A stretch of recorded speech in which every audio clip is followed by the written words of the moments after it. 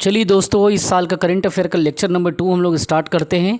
एकदम important data देने वाला हूँ। थोड़ा ध्यान से आप लोगों को इसको देखना है, ध्यान से समझना है, ध्यान से स्टडी करना है, क्योंकि ये पूरा जनवरी से स्टार्ट हो रहा है और ये पूरा अभी तक का करंट अफेयर इसमें कवर होने वाला है। आप लोग सोच रहे होंगे सर कहाँ है करके, थोड़ा एक्सप्लोजर को सेट कर रहा था। चलिए, ताकि वीडियो का क्वालिटी ठीक रहे, आप लोगों को चीज़ें समझ आए। तो हम क्या करेंगे, ये लेक्चर नंबर 2 में हम लोग इम्पॉर्टेंट जितने भी करेंट जो डाटा है, इन सभी डाटास पे हम लोग क्या करेंगे, डिस्कशन करेंगे।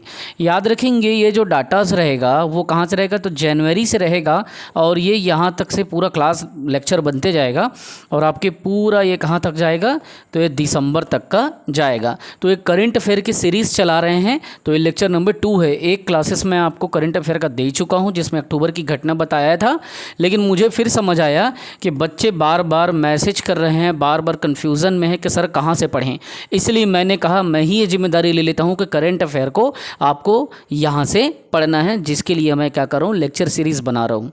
ठीक है, और आपको करंट अफेयर को रिवीजन यहीं से करना है, कहीं इधर उधर नहीं जाना है, यहीं से पढ़ना है। चलिए स्टार्ट करते हैं अपन लेक्चर नंबर 2। तो याद रखेंगे ये क्या है, तो ये लेक्चर नंबर 2 है और ये कहाँ से चालू हो रहा है, तो ये चालू हो रहा है आपका जनवरी से चालू हो रहा है। ठीक है, तो देखिए समझिए, जनवरी में एक बात आया, स्वामी विवेकानंद जी का जयंती। तो तुमसे ये पूछा जाएगा कि 2023 में जब स्वामी विवेकानंद की जयंती हुई तो वो जयंती कौन से नंबर का था, क्योंकि स्वामी विवेकानंद आपको पता है राष्ट्रीय पुरुष रहे हैं और आपको पता है कि वेदांत के ये विख्यात और प्रभावशाली आध्यात्मिक गुरु भी रहे हैं, भारत ही नहीं पूरे विश्व के लिए। तो 2023 में जनवरी में इनका जो जन्मदिन था वो क्या था, तो 160वीं जयंती के रूप में इसे हमने क्या किया, सेलिब्रेट किया था। ठीक है, तो इस बात को आपको क्या करना है, 160वीं जयंती को दिमाग में रखना है। अब मैं आपको इसके स्वामी विवेकानंद जी के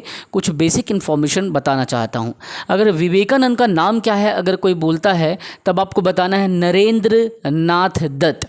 कई जगह पे नरेंद्र दत्त लिखा रहता है, लेकिन पूरा नाम क्या है, नरेंद्र नाथ दत्त। जन्म कब हुआ था, तो 12 जनवरी को, आप लोग पता है युवा दिवस अपन जानते हैं, है ना। तो जन्म 12 जनवरी को हुआ था और 1863 में हुआ था। स्थान कहाँ था, कलकत्ता था। लेकिन मृत्यु कब हुई, तो 4 जुलाई को इनका डेथ हुआ था और तकरीबन 39 ईयर के एज में इनका देहांत हो गया था। 4 जुलाई मेरा बर्थडे है, आप लोग को याद रखना है, विश कर लेना। नहीं यार, क्या दिक्कत है, सर आपके लिए इतना मेहनत करते हैं, है ना, नहीं करोगे तो भी चलेगा। अब इसके पिता का क्या नाम था, तो विश्वनाथ दत्त था। इतनी जानकारी आपको होनी चाहिए। हाँ, लेकिन इसका क्वेश्चन पूछा था इसके गुरु कौन थे, तो आप लोग पता है रामकृष्ण परमहंस इनके गुरु थे। ये बात आप लोगों को दिमाग में रखना है। और इनका सबसे ज़्यादा जो फेमस है वो क्या है, धर्म सम्मेलन। विश्व धर्म सम्मेलन कहाँ हो रहा था, शिकागो में हो रहा था और 11 सितंबर को ये धर्म सम्मेलन हो रहा था 1893 को। तो वहाँ से इन्होंने अपना स्पीच को चालू किया था और अमेरिकी बहनों एवं भाइयों, इस लाइन से इन्होंने अपने स्पीच को चालू किया था। इनका दर्शन क्या है, तो आधुनिक वेदांत और राजयोग इनका दर्शन है। लेकिन इन सब चीज़ों के साथ में हम छत्तीसगढ़ के पीएससी व्यापम को टारगेट कर रहे हैं, तो वहाँ से क्वेश्चन आता है स्वामी विवेकानंद जी का कि इनका रायपुर आगमन कब हुआ था। तो विवेकानंद का रायपुर आगमन हुआ था 1877। 1877 से 79 तक ये रायपुर में लगभग 2 साल रहे हैं। और ये भी बोला जाता है कि ये किनके यहाँ थे, तो इनके पिता के मित्र थे रायपुर में, जिसे राय बहादुर भूतनाथ डे कहा जाता है। तो भूतनाथ डे इनके पिता के मित्र थे और यहीं इनके निवास पर ये रहते थे, है ना, 2 साल तक ये यहाँ पे रहे हैं। तो ये सारी बातें हो गई किसके बारे में, तो आपके स्वामी विवेकानंद जी के बारे में। अब मैं आपको अगला जो करंट है उस पर लेके चलता हूँ, उसे आप लोग जानते हो G20 के नाम से।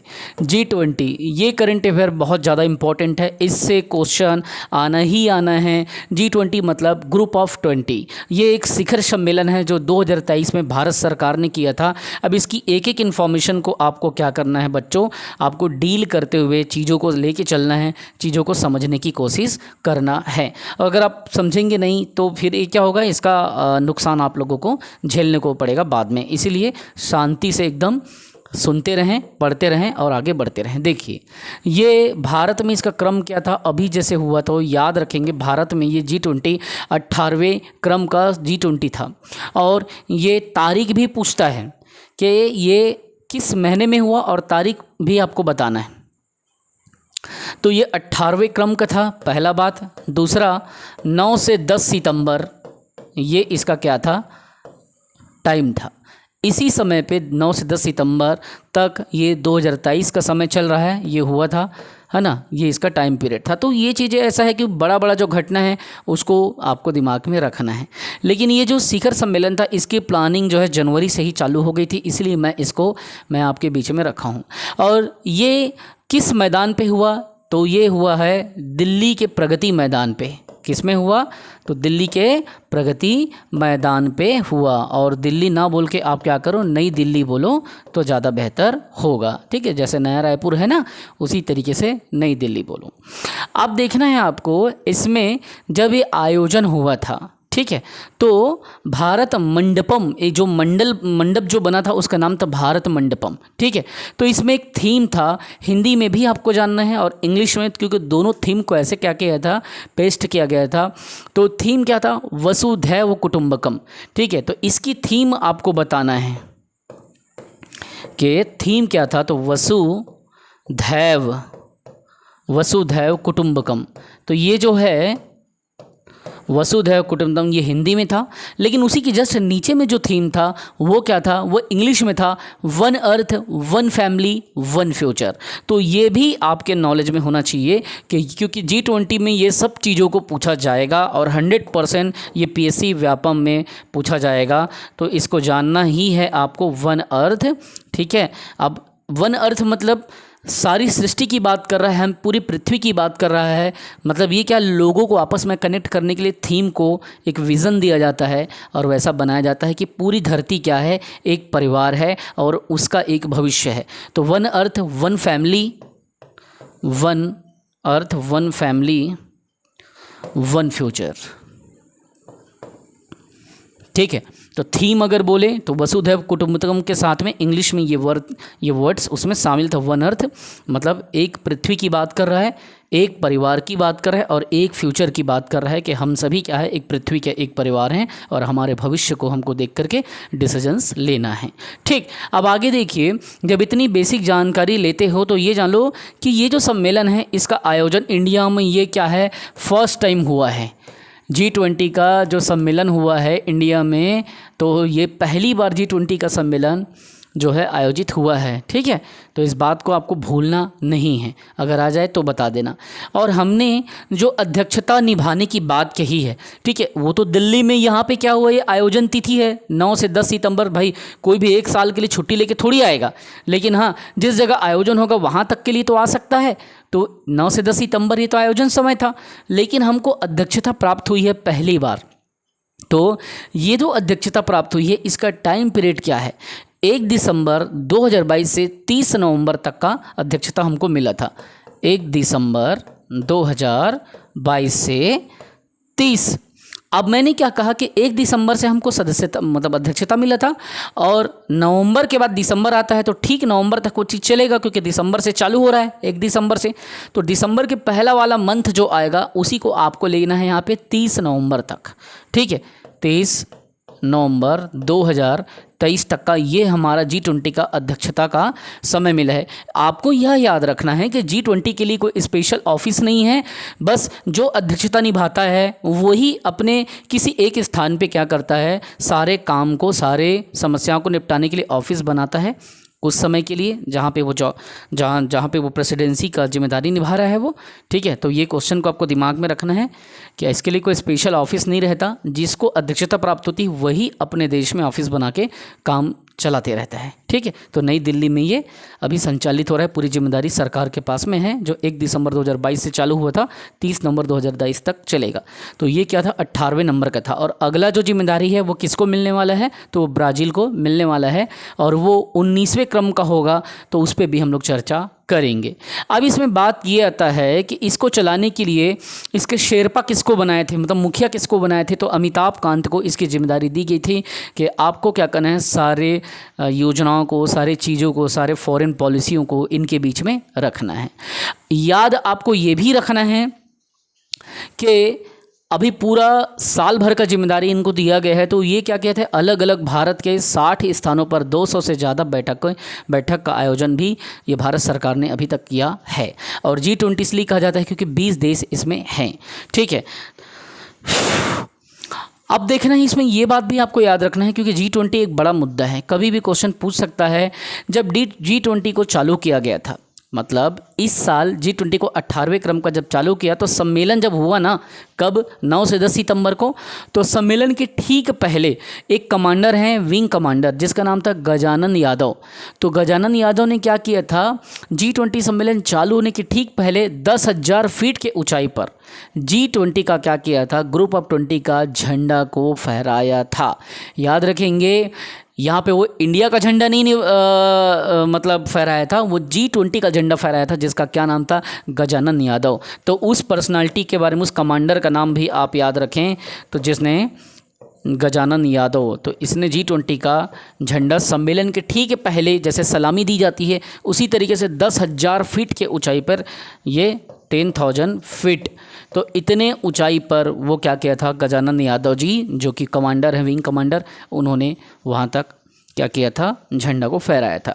आगे की बात को आपको सुनना है और इसको भी जानना है क्योंकि G20 इतना बड़ा मुद्दा है कि PSC में आएगा, व्यापम में आएगा, रेलवे में आएगा, बैंक में आएगा, सब में पूछा जाएगा, मेंस में भी आएगा, हॉस्टल वार्डन में भी आएगा। ये इतना बड़ा क्वेश्चन है कि 2 क्वेश्चन तो कन्फर्म है, तो इसीलिए आपको रेडी रहना है। देखिए अब क्या हुआ था, जब G20 का समय चल रहा था, तो उस समय पे जब अतिथि हमारे पास में आए, 20 देश के अतिथि आए और 9 अलग से अतिथि देश हम लोग और बुलाए थे। ठीक है, तो जब ये हमारे पास में आए थे, तो उनके स्वागत करने के लिए जो बैकग्राउंड चलाया गया, पीछे बैकग्राउंड जो दिखाया गया वेलकम करते समय, तो उसके पीछे किसकी फ़ोटो थी, तो कोणार्क के सूर्य मंदिर का। आई रिपीट इट, जब बैकग्राउंड चलाया गया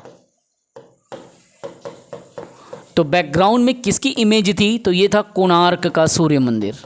क्या था, कोणार्क का सूर्य मंदिर, है ना, सूर्य मंदिर का ये बैकग्राउंड था। ये किस समय की बात थी डियर ऑल स्टूडेंट, ये स्वागत के समय की बात थी। लेकिन जब अतिथियों को पूरे भारत के पकवान का, मिष्ठान का, व्यंजन का भोज कराया जा रहा था, तो उस समय पे क्या हुआ, भोज के समय एक दूसरा कहना चाहिए कि एक वो दिखाया गया, बैकग्राउंड दिखाया गया। वो कहाँ का था, तो नालंदा विश्वविद्यालय का था। तो ये स्वागत के समय का था और ये रात को जब भोज हुआ है तब था, रात्रि भोज।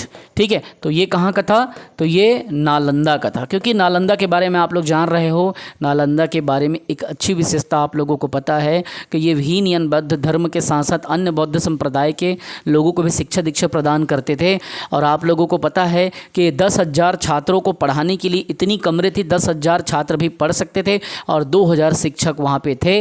और हेनसांग वहाँ पे यात्रा के लिए आया था, शिक्षा दीक्षा ग्रहण करने गया था और 7वीं शताब्दी में पूरा अपना जीवन का वो लेख अपने पूरे चर्चा में करता है। सीयूकी में भी देखने को मिल जाएगा, छत्तीसगढ़ का चर्चा किया सलोकों में दिख जाएगा।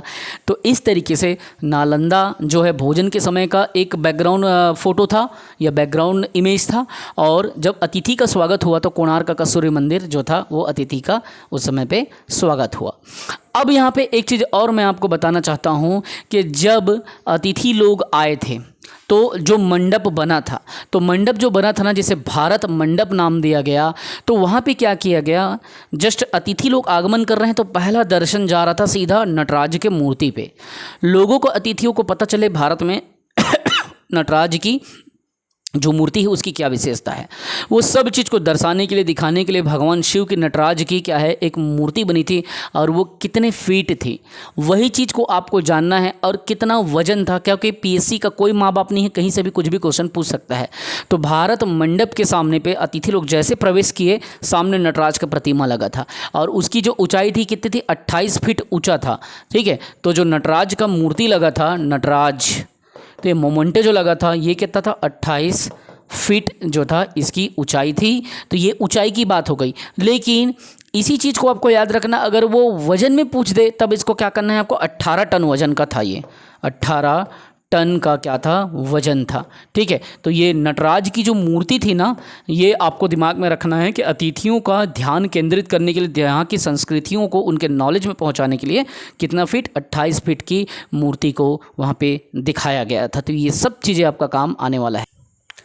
अब इसमें एक बेसिक डिस्कशन मैं आपको देना चाहता हूं, क्योंकि G20 के बारे में अगर इतना कुछ पता होना चाहिए तो कुछ भी चीज़ें आपसे छूटेगा नहीं, ठीक है। जैसे कि जो G20 है, ग्रुप ऑफ 20 कंट्रीज़, ठीक है। तो ये वर्ल्ड के लेवल में जब इसकी जीडीपी देखें अपन, क्या देखेंगे, वर्ल्ड के लेवल पे। याद रखेंगे ये क्या है, ये ग्लोबल लेवल पे है। मतलब ये जो चीज़ बता रहा हूँ आपको, इसको आपको वर्ल्ड लेवल पे लेना है या ग्लोबल लेवल पे, वैश्विक लेवल पे जीडीपी को देखना है।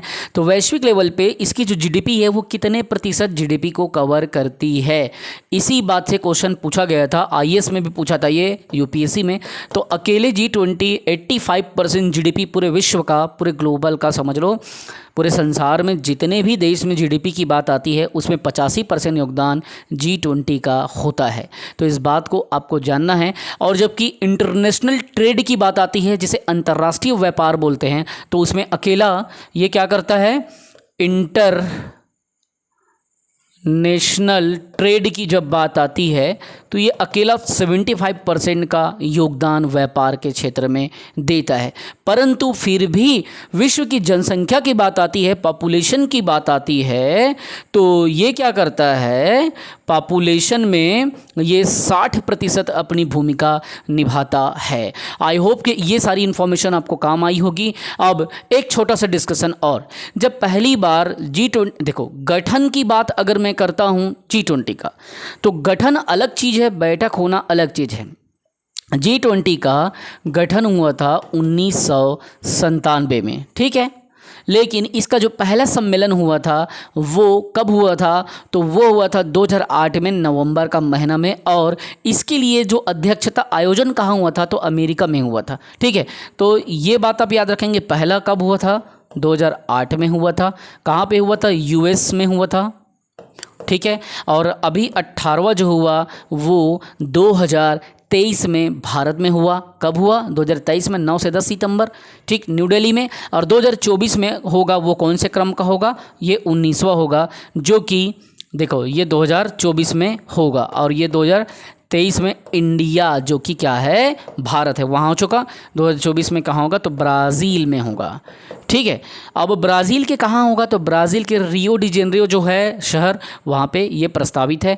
लेकिन कभी भी समय स्थिति, कोरोना फोरोना अगर कुछ इस टाइप का कुछ अगर महामारी नहीं आता तो वो रियो नामक जो प्लेस है वहाँ पे होगा, नहीं तो फिर चेंज भी हो सकता है। तो मैं उम्मीद करता हूँ कि रियो डी जेनेरियो में जो ब्राज़ील का ये सम्मेलन होने वाला है उससे भी क्वेश्चन पूछ सकता है। वो 19वें क्रम का होगा, 18वें क्रम का हमारे इंडिया में सितंबर में हो चुका अभी 2023 में, और पहला 2008 में यूएस ने किया था। 17वां बोले तो इंडोनेशिया के बाली में हुआ था, ये बात याद रखना। तो इतनी सारी इन्फॉर्मेशन आपको इस क्लास में मैं दिया हूँ, मैं पूरी तरीके से बता रहा हूँ, इससे क्वेश्चन 100% आएगा। और आपको क्या करना है, तैयार रहना है। तैयार आपको हर उस प्रश्न के लिए रहना है जो आपको क्या करे, एग्ज़ाम में मदद करे। तैयार आपको हर उस क्वेश्चन के बारे में जानकारी लेके रखना है जिसमें आपका कोई भी नंबर का क्वेश्चन ना छूटे, ठीक है। देख लेता हूँ 20 मिनट हो गया होगा, टाइम 18 मिनट हुआ है। चलिए थोड़ा सा डिस्कशन और, है ना। लेकिन आप लोग कहते हो सर वीडियो लंबा हो जाता है ये वो, तो मैं थोड़ा सा परेशान हो जाता हूँ आप लोगों की बात सुन के। जब मुझे कोई दिक्कत नहीं है, देन वाई आप लोग क्यों ऐसा वो करते हो कि सर छोटी क्लास बनाओ, छोटी क्लास बनाओ। यार थोड़ा सा you have to make your own patience, ठीक है। थोड़ा सा धैर्य आपको अपना खुद का बनाना पड़ेगा, कंट्रोल करना पड़ेगा, तब जाके चीज़ों को समझोगे। अगर आप में पेशेंस नहीं रहेगा, कंट्रोल नहीं रहेगा, कल आप ब्यूरोक्रेट्स बनेंगे, ऑफिसर बनेंगे, तो आप सीधा क्या कर देंगे, अपने से सीनियर ऑफिसर से रिप्लाई कर देंगे। लेकिन ऐसा नहीं करना है, संतुलन का होना बहुत ज़रूरी जीवन में, ठीक है।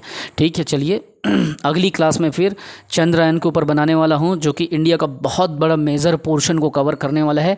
चंद्रयान में मैं सारी चीज़ों को बताऊंगा, चंद्रयान क्या था, चंद्रयान द्वितीय और तृतीय, जो अभी 2019 में जो दूसरा चंद्रयान था उस पर भी बताऊँगा, 2023 में चंद्रयान 3 था उस पर भी बात करूँगा, लैंडर रोवर ऑर्बिटर के बारे में भी चर्चा करूंगा, और चंद्रयान का दक्षिण ध्रुव पर जब पहुंचा उस पर भी बात करूंगा। तो वो अगले क्लास में। फ़िलहाल अगर आपको मेरा मेहनत, मेरा परिश्रम अच्छा लगा हो तो चैनल को आप अपनी उपस्थिति कमेंट करके दर्शाएं और सब्सक्राइब जरूर कर लें, क्योंकि यहाँ से अब क्या होगा, पूरे जनवरी से लेकर दिसंबर तक का करंट अफेयर आपको मिलेगा। ये लेक्चर नंबर 2 था।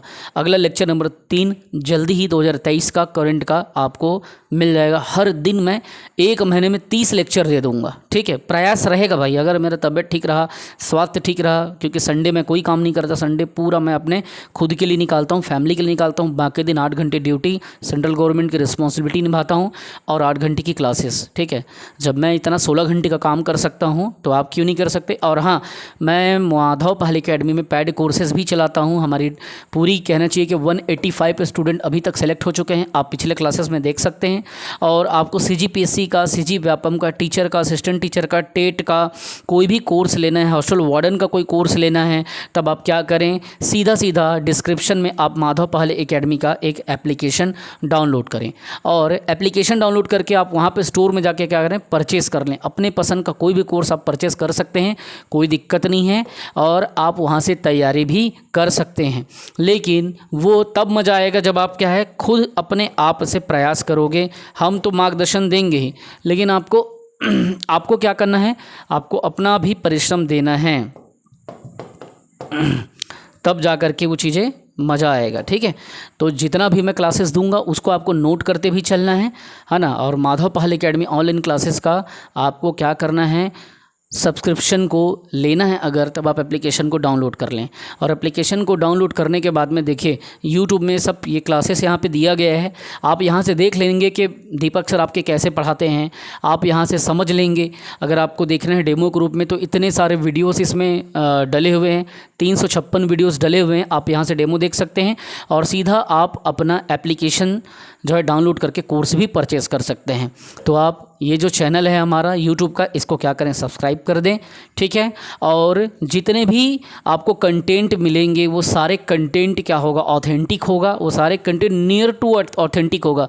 मैं जब भी कोई क्लास बनाता हूँ तो मैं क्या करता हूँ, एकदम नियर हो, ऑथेंटिक हो, इस चीज़ का विशेष ध्यान रखता हूँ, ठीक है। तो आपको जो भी करना है, जैसा भी करना है, आज से शुरुआत करें, अभी से शुरुआत करें, समय को बर्बाद ना करें, है ना। आप देख सकते हैं आपके दीपक सर पूरे काम के साथ में पूरा मेहनत करते हैं, तो मुझे पूरा उम्मीद है अगर आप मुझसे टच में रहेंगे तो आप में भी मेहनत करने का आदत ये बिल्टअप हो जाएगा। लेकिन उसके लिए आपको जुनूनी होना पड़ेगा, ठीक है। आप बोलोगे 4 घंटे पढ़ने के बाद मन नहीं लग रहा है, थोड़ा व्हाट्सअप चला लूँ, थोड़ा फेसबुक चला लूँ, थोड़ा चाय पी के आऊँ, अरे सब करो यार, लेकिन पढ़ाई को क्या करो, कम ना करो। खुद के साथ हॉनेस्टी भी जरूरी है, और जो खुद के साथ हॉनेस्टी नहीं निभा पाता वो दुनिया में कुछ अच्छा काम नहीं कर पाता। जय हिंद, वंदे मातरम। अगले क्लास में मिलते हैं।